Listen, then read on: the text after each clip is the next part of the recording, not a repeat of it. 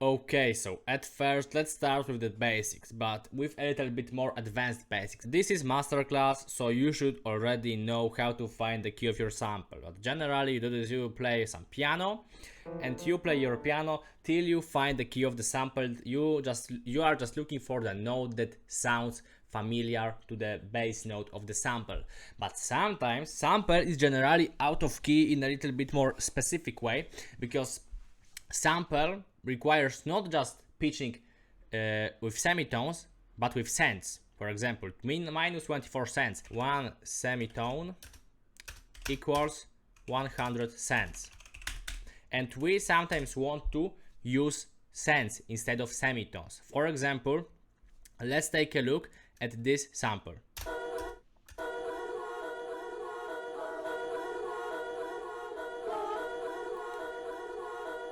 Seems like nothing wrong, obviously, but now we are looking for the key. So I found the note that seems like the most familiar with it. This is D sharp. Let's play it together.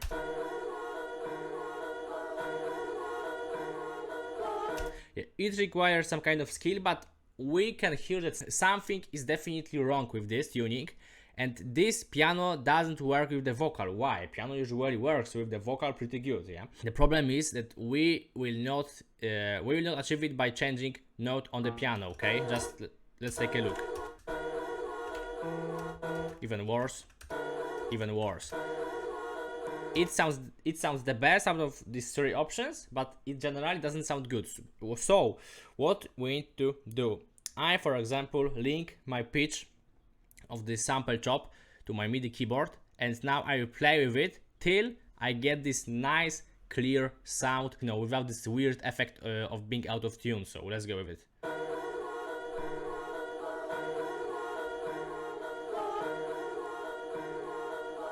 Yeah, can you hear that? For a quick comparison. Okay, and now.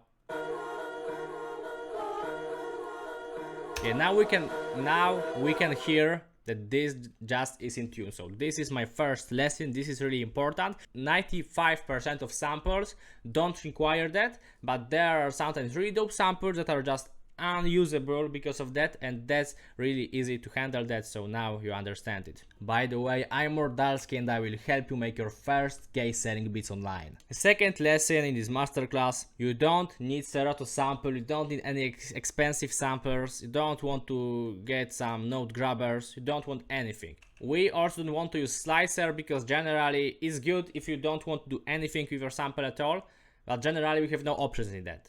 So if you just want to chop a sample real quick, okay, I can agree, but we just got these few options, just some pitching, tuning, some attack. I generally don't like slicer. Slicer is good for beginners, but we are talking about advanced techniques. So you don't need Serato sample, you just need to use SliceX, which is free FL Studio tool, and you actually got all options that are necessary for creating crazy chops. Okay, first thing, how to play sample to the end, because right now if I played it, yeah. So how can I play it to the end? I can see this option in Fruity Slicer is more obvious, but in this case, what I'm supposed to do to play to the end? It's in Serato samples. How can I do that? This is really fucking easy, because you just go here, you go to regions, and you go play with the end. Okay. And now, yeah, every chop plays to the end. So that's really nice feature of Fruity SliceX. Other very nice option is reversing samples, which is other thing from Serato, and you can do this for free in FL Studio. You just go right click on the piece that you want to, because obviously if you want to reverse her sample, I will just at first reverse it, go unique sample, and then just put it into the sampler. But we want to reverse this one specific chop. This is, for example, technique from first person shooter from Drake and Jekyll. Yeah, it's really dope usage of that. But if you want to be like Drake and Jekyll, you just go right click, so to highlight it. Generally you go here, do reverse. That's it. We don't need any Serato sample for that. Okay, so let's say that I want to add some chop here on 14, because this is too long for me or something like that. So I will just go like that, and I will do this. Yeah, That's it. We got another chop. We got another chop already. This is really that easy, okay? Stretching and pitching is also really easy, and obviously if you want to stretch and pitch the whole sample, you just highlight all, or you can just use this tool, or you can use this tool. This is really fucking easy. But if you want to pitch one specific piece, we just go again, right click to highlight, and we go. Remember, we also got this drum loop stretch. We don't want to use that for our samples. I'm honestly not sure where would it work better. Maybe just for those drum loops, but generally for regular melodic samples, we just go here, we use pitch, and we use time. Okay, so if you just want to make it longer, you just use time. If you want to just pitch it without changing the duration, you will just go with this. And now,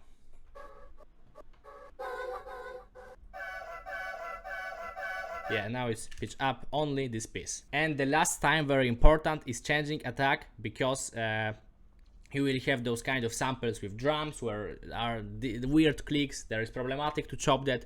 There are a lot of problems with chopping this kind of samples. So we want to go here. Okay, this is like the only way to do this. We go to presets for A, D, C, R, and you want to play with this attack. Okay, so we want to go attack something like that, and you want to put it like that to not fuck this up.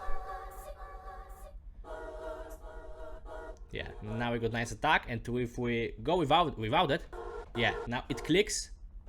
Now it's beautiful. Now let's talk about something that doesn't seem like advanced technique, but people just obsess over using samplers. Okay, if I want to do typical chopping, so if the sample is not good to loop, so it's not in 4 out of 4, it's for example 3 out of 4, we need to chop it. If there's a case that we just want to use like some drums from that one specific sound, more J. Cole type of stuff, like Wet Dreams, yeah, then chopping is beautiful. I love chopping then. But generally we got this beautiful sound here.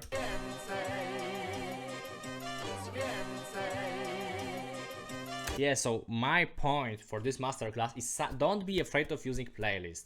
Usually, if I can use playlist, I always use playlist, and I even think that playlist is sometimes superior and gives you more freedom, more abilities than sampler, because you can do anything.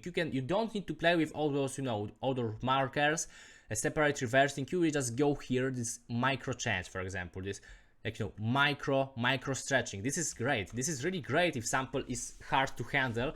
You can also do a lot of unique clips, so you don't need to play around. You just see all these waveforms. I love using that. I can't emphasize it enough. I love using playlists I love using sampling in the playlist. My best samplings are probably coming from playlists. But generally the problem is that now we can just change the attack. Now it sometimes will be a little bit more difficult to use that. Well, we generally, if this is 4 out of 4 tempo, okay, because if it's 3 out of 4 we'll have a lot of problem, but it's 4 out of 4, it's easy to loop.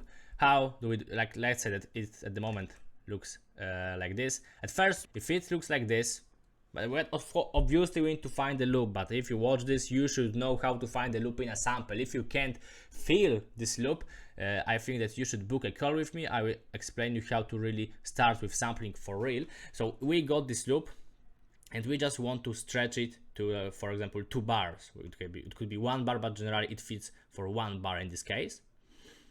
So you click Alt, and you use your mouse, nothing, and you need to have this option, okay? Because without that, it will go like this. When you switch this on, it will go like this, yeah. So now we're good with that. And the other problem of using playlist that is actually this is not really a problem, is sometimes you will have some kind of clicking here. Yeah, even here is, like let's take a look. I will switch all options. I will switch all this off.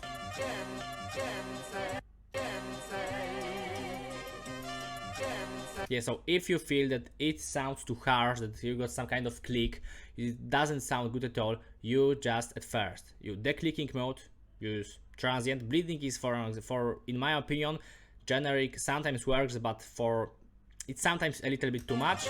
And if you feel that in this one specific point it's too much, you just use this great option, okay? If you feel that your sample really starts too hard, like, let's take a look. Okay, and now I can do this.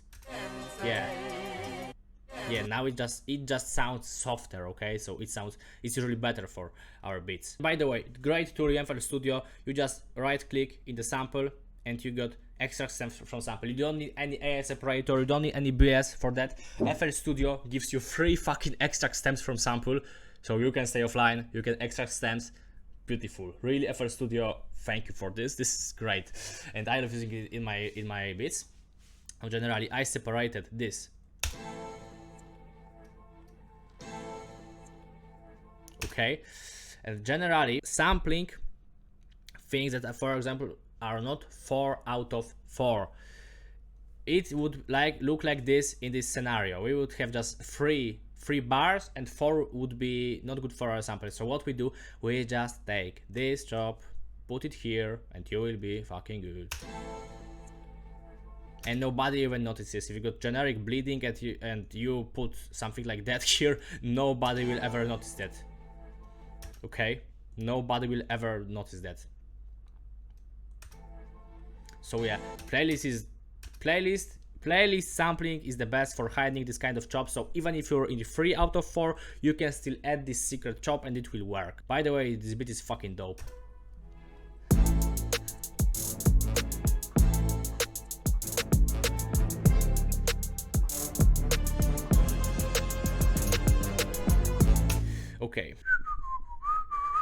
Okay, our last lesson today will be gluing your samples into the beat. So sometimes your sample will not really sound like it's supposed to on your beat.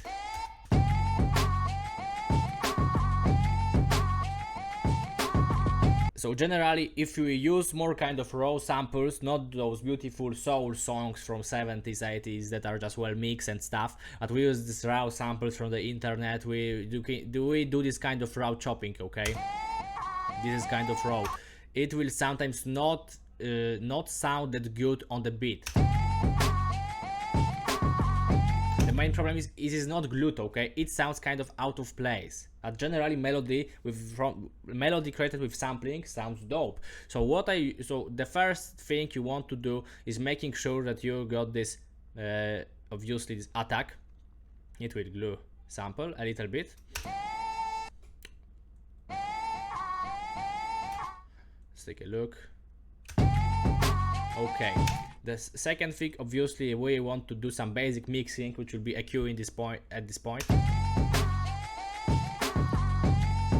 So if we have this kind of sample with high female voice, we don't want to play with those low frequencies usually. We will not really benefit from that. We also want to remove those frequencies that will just mess our beat. For example here, okay, this resonance sounds horrible, so we want to remove it. Also some compression. This is parallel compression to just keep the sample more in the balance, to not just jump with loudness up and down all the time, okay? But let's just compare it. Yeah, the difference is huge. And now we want to do send channels. This is if sample doesn't work in your mix, this is your last way of saving it. You do send channel. Don't try to put reverb on it directly because it's stupid. Just do send channel. You put your favorite reverb here on 100%. You got your nice settings, okay. And you do filtering. You stay with this mid. You don't want high end. You definitely don't want this low end. Just it sounds terrible. And you don't want high end because who wants this high end? Okay, we want this middle ground. And let's play with it a little. It can be lower, higher. And now let's just compare it. So no mix, no send channels. Mixing and send channels. Yeah, and the last thing that you could do to make your sample sit in the mix is side chaining your kick to the sample. So you should know how to side chain. Generally, you will side chain at first kick, right click on this, side chain to this track, Fruity, Dynamics, Limiter. Actually, this is my setup of plugins, so you just need to find Fruity Limiter. You want to go here, side chain, one, some kind of ratio, some kind of threshold.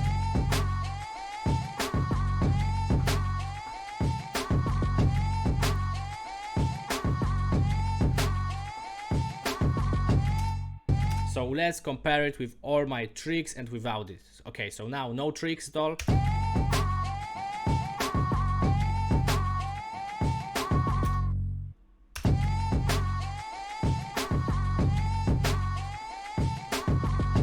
So you can notice that difference is huge. It will really make difference in your beats, okay? If you want to get more tips on sampling and generally on improving your beats, you can go follow me on Instagram, and you can also plan a strategic call with me. We will just plan how to improve your beats together. We will work on your craft together. So follow me on Instagram, subscribe me here on YouTube, and book a call with me if you want to get really serious. Bye.